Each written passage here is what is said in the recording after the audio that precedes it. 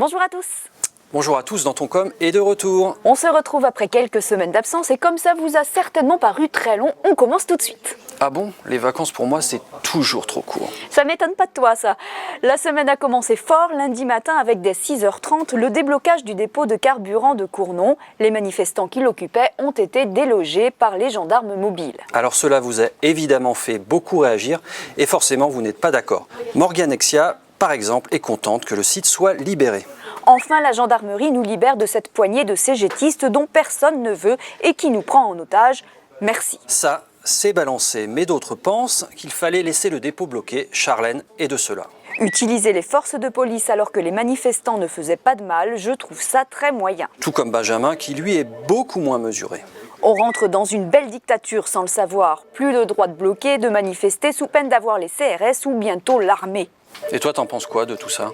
Eh bien moi, ça me fait penser au proverbe « La liberté des uns s'arrête là où commence celle des autres ». Oui, ça pourrait même être un des sujets du bac de philo cette année. Allez, le sujet est lancé, on vous laisse 4 heures pour nous laisser vos idées. Avant que vous vous penchiez sur la question, on vous lit quand même le commentaire d'internaute qui lui semble savoir pourquoi le dépôt de carburant a été débloqué. D'après les rumeurs internet, un certain Brice aurait déclaré « J'ai besoin de carburant car rouler à 170 km/h, ça consomme un max ». Voilà, c'était pour détendre un peu l'atmosphère. Sujet suivant. Ce dimanche, c'était la fête de l'autoroute, une grande première. Quelques tronçons ont été fermés pour accueillir diverses manifestations, culturelles ou sportives, et visiblement ça ne vous a pas vraiment séduit. Il y a Gag qui se demande si ce n'est pas une blague. Humour.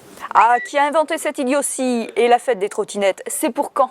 Krypton lui propose une réponse. La fête de l'autoroute, encore une idée des écolos. Pierre, lui, évoque le prix, certes un peu élevé de ses axes routiers. Si pour la fête de l'autoroute, il la ferme, à quand la fête des péages? Désolé Pierre, mais je crois que ça n'arrivera pas. Et il y a Anthony qui surenchérit. Vivement la fête des ministres pour qu'il la ferme aussi. Désolé Anthony, mais là non plus, je crois que ça n'arrivera pas. Oh, attention, toi, tu vas avoir des problèmes. Bon. Et enfin, comme le viaduc de Millau était fermé pour la traditionnelle course céphage, il y a Dave qui nous fait un peu d'humour noir. Et ça, on aime bien. S'ils veulent courir sur l'autoroute, pourquoi la fermer? Remarque, je pense à un truc, ils auraient pu attendre un peu avant de faire la fête de l'autoroute. Avec le blocage des raffineries, bientôt il n'y aura plus d'essence, plus de voitures sur les autoroutes, et on pourra faire ce qu'on veut. C'est pas si bête.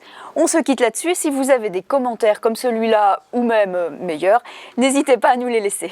Oh, c'est bon, j'essaie de trouver des solutions, moi. C'est bien, c'est pas si mal. Allez, salut. Salut!